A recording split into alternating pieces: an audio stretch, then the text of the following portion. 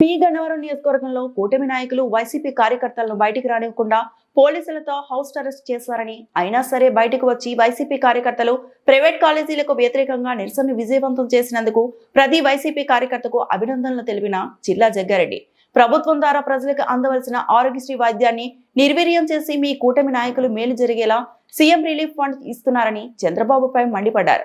ప్రభుత్వ కాలేజీల్ని మీ నాయకులకు అమ్ముకునే ప్రయత్నం చేస్తున్న మీ కూటమి ప్రభుత్వంపై ప్రజల తరపున వైఎస్ఆర్ కాంగ్రెస్ పార్టీ నిరంతరం పోరాటం చేస్తామని జిల్లా అధ్యక్షులు చిల్ల జగ్గిరెడ్డి అన్నారు. వైసీపీ ప్రభుత్వంలో పేదలకు 32 లక్షల ఇళ్ల పట్టాలు అందజేశామని, మేము ఇచ్చిన ఇళ్ల సైట్లలోనే పేద ప్రజలు కష్టపడి ఇల్లు కట్టుకుంటే సిగ్గు లేకుండా సామూహిక గృహ ప్రవేశాలు అంటూ ఫోటోలకు ఫోజులు ఇచ్చుకుంటున్న చంద్రబాబు నాయుడు ప్రభుత్వం అని చిల్ల జగ్గిరెడ్డి ఎద్దేవా చేశారు. నిన్న కొన్ని సామూహిక గృహప్రవేశాలు కార్యక్రమం మేము చూసాం. ఎక్కడ సామూహిక గృహప్రవేశాలు చేసింది ఏమీ లేదు. ముఖ్యంగా నారా చంద్రబాబు నాయుడు గారు గడిచిన 17 నెలల్లో మీరు ఈ రాష్ట్ర వ్యాప్తంగా ఎంతమంది కాలనీ డబ్బు ఇచ్చారో, ఎంతమంది ఇళ్ల స్థలాలు ఇచ్చారో పత్రికా ముఖంగా మరి బయట పెట్టమని అడుగుతున్నాం. ఆ రోజు జగన్ గారు ఇచ్చినటువంటి ఏదైతే ఈ రాష్ట్ర వ్యాప్తంగా 32 లక్షల మంది ఆడపడుచులకి ఇళ్ల పట్టాలు ఇచ్చాడో, వాటిలో ఎవరైనా ఇల్లు కట్టుకుంటే పిల్లల పేరంటానికి తయారవుతున్నారు ఇవాళ ఉన్నటువంటి శాసనసభ్యులు కానీ పచ్చొక్క నేతలు అని చెప్పి సందర్భంగా మనం చేస్తున్నాం. జగన్మోహన్ గారు ఇచ్చిన స్థలాల్లో వాళ్ళు పాపం కష్టపడి ఇల్లు కట్టుకుంటే ఇవాళ అక్కడికి వెళ్ళి నుంచుని ఫోటోలు దిగి దాన్ని సామూహిక గృహ ప్రవేశాలు మేము చేసేసామని చెప్పుకోవడానికి మీకు సిగ్గేట్లేదా అని చెప్పి సందర్భంగా మేము అడుగుతున్నాం. మరి అలాగే మరి వాటితోనే సరిపెట్టకుండా మరి ఏదైతే ఇవాళ నిన్న ఏదో కార్యక్రమం పెట్టారు, యూనిట్ ఇన్ఛార్జీలని, తెలుగుదేశం పార్టీ యూనిట్ ఇన్ఛార్జీలు ప్రజలందరూ మేల్కోవాలని చెప్పి సందర్భంగా నేను మనవి చేస్తూ ఉన్నా. ఎప్పుడైనా చూడండి కొన్ని వాటిలో దొంగలు పడతారు, జాగ్రత్తగా ఉండని చెప్పి పోలీసులు హెచ్చరికలు జారీ చేస్తూ ఉంటారు. అట్లాగే ఈ రోజున రాష్ట్రంలో దొంగలు పడ్డారన్న చందంగా ఒకవైపున మెడికల్ కాలేజీలు అమ్మేసి, ఒకవైపున ఉన్నటువంటి రాష్ట్రంలో ఉన్నటువంటి స్థలాలు అమ్మేసి ఇవాళ ఇవి సరిపోదన్నట్టు మళ్ళీ ఎవరైతే పాత జన్మభూమి కమిటీ మెంబర్లు ఉన్నారో వారిని మళ్ళీ పేరు మార్చి, చంద్రబాబు నాయుడు యొక్క నైజం పేరు మార్చి మళ్ళీ దండుకోవడానికి జన్మభూమి కమిటీ మెంబర్లు అని చెప్పి ప్రమాణ స్వీకారాలు చేయించిన విషయం ప్రజలందరూ గమనిస్తూ ఉన్నారు. మీకు చిత్తశుద్ధి ఉంటే జగన్మోహన్ రెడ్డి గారు ఇచ్చిన విధంగా, జగన్మోహన్ రెడ్డి గారు తెచ్చేటువంటి ఇళ్ల స్థలాలు, జగన్మోహన్ రెడ్డి గారి టైంలో శాంక్షన్ అయినటువంటి ఇళ్ళు ఈ రోజున్న ప్రజానీకం అప్పులు చేసి కట్టుకుంటే అక్కడికి వెళ్ళి మేము తగుదనమ్మా పిల్లల పేరంటానికి ఈ తెలుగుదేశం పార్టీ వాళ్ళు వెళ్ళి ఫోటోలు తీయించుకునే తతంగం ప్రజలందరూ గమనిస్తూ ఉన్నారు. అలాగే ఇళ్ల స్థలాల విషయంలో మరొక విషయం అదేమిటంటే, ఆల్రెడీ కట్టుకునే ఇళ్ళు మా సొంతూరు గోపాలపురం గ్రామంలో 2006లో మేము పట్టాలప్పుడు రాజశేఖర ప్రభుత్వంలో పట్టాలు ఇస్తే అందులో సుమారు 40 మంది ఇళ్ళు కట్టుకున్నటువంటి వారు. ఆ ఇల్లు కట్టుకున్న వారికి మళ్ళీ వారికి నోటీసులు ఇచ్చి మీరు ఇల్లు ఏ రకంగా కట్టుకున్నారు, మీకు ఎవరిచ్చారు, మీకు అర్హత ఉందా లేదా అని చెప్పి ఇవాళ పచ్చమోకలు డబ్బులు దండేసుకోవడం కోసం మరి వారికి నోటీసు ఇచ్చిన సంగతి అంతా చూస్తూ ఉన్నాం.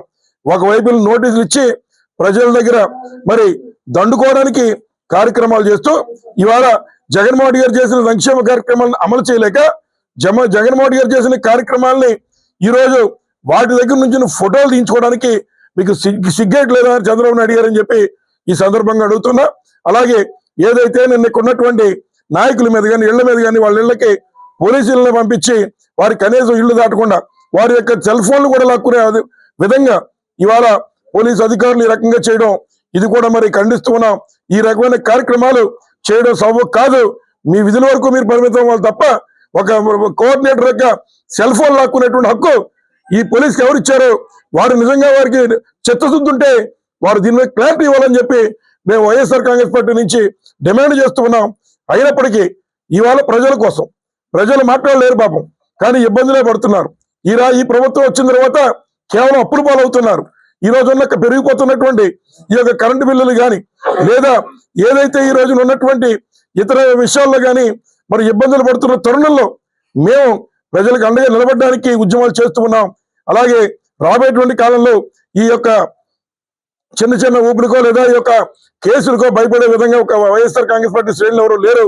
తప్పనిసరిగా వైఎస్ఆర్ కాంగ్రెస్ పార్టీ శ్రేణులు నిన్న ఏదైతే మెడికల్ కాలేజీ మీద రిప్రజెంటేషన్ ఇచ్చేటువంటి కార్యక్రమంలో వారు చేసిన పోరాటాన్ని అభినందిస్తూ ఉన్న చిన్న కార్యకర్త దగ్గర నుంచి కోఆర్డినేటర్ గారి వరకు ఉన్నటువంటి వారందరినీ కూడా మరి వారు చేసినటువంటి ఈ పోరాటానికి వారికి అభినందనలు తెలియజేస్తూ ఉన్నా. తప్పనిసరిగా ఇటువంటి కార్యక్రమాలు చేస్తే మరింత ఉధృతంగా కార్యక్రమాలు ముందుకు తీసుకెళ్తాం. అలాగే ఎక్కడైనా గౌరవం ఇచ్చిపుచ్చుకునే విషయంలో సరే ఒక్కొక్కరు చేసి ఉండొచ్చు. ఆ ఇచ్చిపుచ్చుకునే విషయాలు ఏమైనా ఉంటే మరి గౌరవం ఇచ్చిపుచ్చుకునే విషయాల్లో మరి తగిన విధంగా ఎవరన్నా కూడా ఉండాలనేటువంటి దానికి ఎప్పుడు కూడా అందరం ఒక పద్ధతి ప్రకారం ప్రజలకి మంచి చేయడం కోసమే అందరం ఉన్నాం.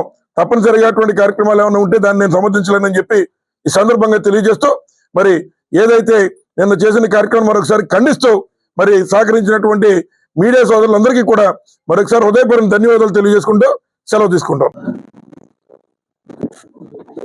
రాష్ట్ర వ్యాప్తంగా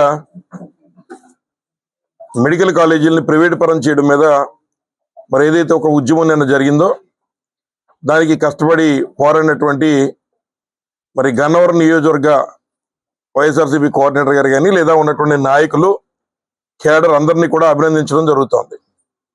అలాగే నిన్న ఏదైతే మరి పి గన్నవరం నియోజకవర్గంలో మరి ఏదైతే ప్రజలకు అవసరమైనటువంటి ఈ మెడికల్ కాలేజీలు ప్రజల యొక్క ఆస్తులు ప్రజలకే దక్కాలనేటువంటి ఒక ప్రతిపక్షం యొక్క వినతి కనీసం ఇక్కడ ఒక ఆర్డీఓ గారికి కానీ లేదా ఎంఆర్ఓ గారికి కానీ ఇవ్వడం కూడా కుదరదనే విధంగా ఇక్కడ ప్రతిపక్షాలు ఇక్కడ కోఆర్డినేటర్ మీద మండల కన్వీనర్ల మీద అదేవిధంగా ఉన్నటువంటి మాజీ ఎమ్మెల్యే గారి మీద ఇంకా ఉన్నటువంటి మరి కార్యకర్తల మీద వారు చేసినటువంటి కార్యక్రమాల్ని తీవ్రంగా ఖండిస్తూ ఉన్నాం. ఇవాళ ఏదైతే నాయకుల యొక్క బాధ్యత ప్రతిపక్షాలు అధికార పక్షం ప్రతిపక్షం ప్రజల్లో పడుతున్న ఇబ్బందుల్ని ఒక విమర్శ రూపంలో చేస్తే దానికి ప్రభుత్వాలు సరి చేసుకుని అవసరమైతే తగినటువంటి పాలన అందించడం ప్రభుత్వం యొక్క బాధ్యత. అంతేగాని నిన్న ఏదైతే ఈ మెడికల్ కాలేజీ మీద ఒక రిప్రజెంటేషన్ ఇవ్వడానికి మరి కోఆర్డినేటర్ గారు కానీ ఇతరులను బయలుదేరి వెళ్తూ ఉంటే దానికి పోలీసులు వ్యవహరించినటువంటి తీరు డాక్టర్ బిఆర్ అంబేద్కర్ కోనసీమ జిల్లాలో పోలీసులు వ్యవహరించిన తీరుని తీవ్రంగా మేము ఖండిస్తూ ఉన్నాం. ఎందుచేతంటే వారిని ఆపడం తప్పు కాదు, కానీ వారు వెళుతూ ఉంటే ఇక్కడ ఉన్నటువంటి కోఆర్డినేటర్ గారి యొక్క సెల్ ఫోన్ సైతం లాగేసుకుని సాయంత్రం మళ్ళీ మీ ఇష్టానుసారంగా మీరు ఇవ్వడం అంటే నేను ఇక్కడ ఉన్నటువంటి జిల్లా ఎస్పీ గారిని పోలీస్ యంత్రాంగాన్ని అంతా కూడా అడుగుతున్నా, ఏ చట్టంలో మీకే అధికారం కల్పించారో అని అడుగుతున్నాను. ఒక కోఆర్డినేటర్ యొక్క సెల్ ఫోన్ కూడా లాగేసుకుని అతన్ని నిర్బంధించి మరి మీ ఇష్టానుసారంగా మీరు ఆ సెల్ ఫోన్ మళ్ళీ సాయంత్రం పంపించడం అంటే ఇంత దుర్మార్గమైనటువంటి పాలన ఇంకెక్కడైనా ఉంటుందని నారా చంద్రబాబు నాయుడు గారు ఈ రోజున ఏదైతే మీరు మీ యొక్క తాబేదారులకి ప్రైవేట్ మెడికల్ కాలేజీలు ప్రభుత్వం ద్వారా వైద్యం అందాల్సినటువంటి కాలేజీలని ఈ రోజుని తాబేదారులకి అమ్మేసుకునేటువంటి కార్యక్రమం నువ్వు చేస్తూ ఉంటే దాన్ని ప్రజల పక్షాన నుండి పోరాటం చేస్తూ ఉంటే వాటిని నువ్వు ఈ రకంగా కబంధ హస్తాలతో తొక్కాలనేటువంటి ఆలోచన ఎంతవరకు సవ్వని అడుగుతున్నాను. అలాగే ముఖ్యంగా ఇక్కడ ఏదైతే ఒక విమర్శ కూడా ఏదో వచ్చింది, అధికార పక్షం ప్రతిపక్షాలు విమర్శలు చేసుకుంటారు, వీళ్ళకి ఏం ఆస్తి తాగేదాలు కాదు, ఎవరైనా గౌరవం ఇచ్చిపుచ్చుకోవాలి, అందులో ఎవరి తప్పైనా నేను దాన్ని సమర్థించట్లా. కానీ ఇక్కడ ఉన్నటువంటి నాయకులు మరి ఏదైతే ఈ రోజున నిన్న కోఆర్డినేటర్ గారు కానీ మొన్న మాట్లాడినటువంటి మాట కూడా ఏదైతే ఆరోగ్యశ్రీని ఈ యొక్క నారా చంద్రబాబు నాయుడు గారు నిర్వీర్యం చేస్తున్నటువంటి మాట మాట్లాడారు, లేదా సీఎం రిలీఫ్ ఫండ్ లో కొంత అవినీతి జరిగిందనే మాట మాట్లాడారు. మరి దాన్ని మేము కూడా అడుగుతున్నాం, ఏదైతే ఈ రాష్ట్ర వ్యాప్తంగా నారా చంద్రబాబు నాయుడు గారు మరి జగన్మోహన్ రెడ్డి గారు ఉన్నప్పుడు ఈ రాష్ట్రంలో ఆరోగ్యశ్రీ ఏ రకంగా ఉంది, ఈ రోజున మీరు దశల వారీగా ఈ ఆరోగ్యశ్రీ కార్యక్రమాన్ని మీరు మరి నిర్వీర్యం చేస్తున్నటువంటి మాట వాస్తవం కాదా నారా చంద్రబాబు నాయుడు గారు అని అడుగుతున్నాం. ఈ రోజున ఏదైతే ఆరోగ్యశ్రీ ద్వారా సుమారు 3,250కి సంబంధించిన ప్రొసీజర్లు హాస్పిటల్లో ఉచితంగా చేసేవారు. ఈ రోజున్న పరిస్థితిలో ఏ పేదవాడు హాస్పిటల్కి వెళ్ళినా ఆరోగ్యశ్రీకి ప్రభుత్వం డబ్బు కట్టట్లేదు కాబట్టి మీరు డబ్బు కట్టి చేయించుకోవాలని ఉచితంగా అయ్యేటువంటి సేవను కూడా ఈ రోజున మరి హాస్పిటల్లో డబ్బులు కట్టించుకుంటున్న మాట వాస్తవం కాదని అడుగుతున్నాం. అలాగే గతంలో మరి ఏదైతే ఎవరైతే ఉన్నటువంటి మరి ఈ పక్షవాతం వచ్చినటువంటి వాళ్ళు మరి పక్షవాతం వచ్చినటువంటి వారికి మరి ఆరోగ్య ఆశల ద్వారా జగన్మోహన్ రెడ్డి గారు నెలకు 5,000 రూపాయలు చొప్పున 6 నెలలకి 30,000 రూపాయలు సాయం చేసేవారు. ఇవాళ మీరు అది చేస్తున్నారా అని అడుగుతున్నాం.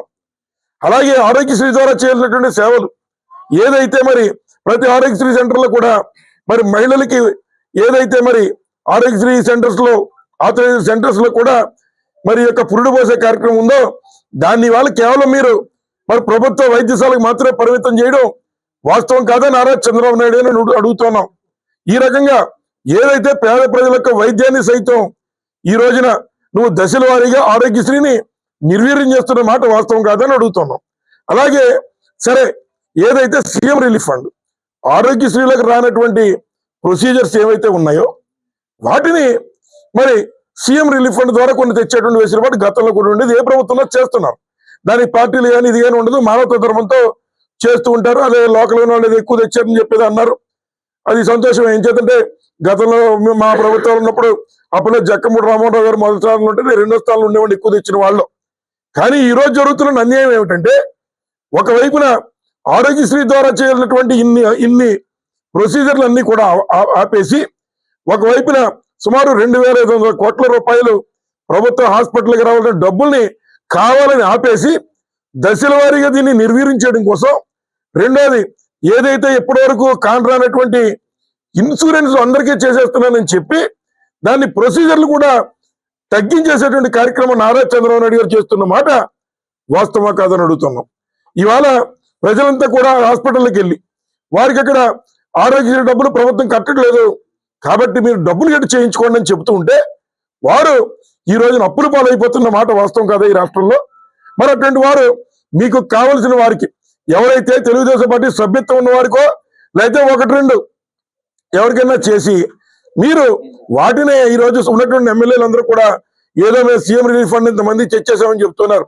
మీరు ఉచితంగా చేసిన ఆరోగ్యశ్రీని మీరు నిర్వీర్యం చేస్తూ మీరు కేవలం ఏదో పత్రికాముఖంగా హడావిడి చేయడానికి మాత్రమే ఇవాళ ఆరోగ్యశ్రీ అనేటువంటి దాన్ని కొద్దిగా కంటితృప్తిగా చేస్తూ మీరు మీ యొక్క పాపం గడుపుకుంటున్నారని చెప్పి సందర్భంగా తెలియజేస్తున్నాం. మీరు ఈ రోజు చిత్తశుద్ధితో ఏ ప్రభుత్వం అయినా కూడు గుడ్డ నీడ అనేటువంటి విషయాలు ఉంటాయి.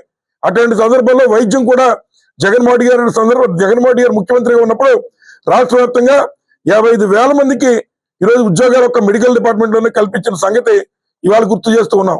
మరి ఇన్ని కార్యక్రమాలు జగన్మోహన్ రెడ్డి గారు చేసినప్పుడు ఇవాళ ఈ రాష్ట్రంలో నారా చంద్రబాబు నాయుడు గారు ఆయన అంటే డబ్బు ఉన్నటువంటి వాడు ఇవాళ ప్రజలకు ఉపయోగపడుతున్న ఆరోగ్యశ్రీ హాస్పిటల్కి మీరు బిల్లులు కట్టకుండా ఇవాళ పేదల మీద మీరు కక్ష సాధించడం వాస్తవం అవునా కాదా అని ఇక్కడ కోఆర్డినేటర్ నాయకులే కాదు మేము కూడా అడుగుతున్నాం.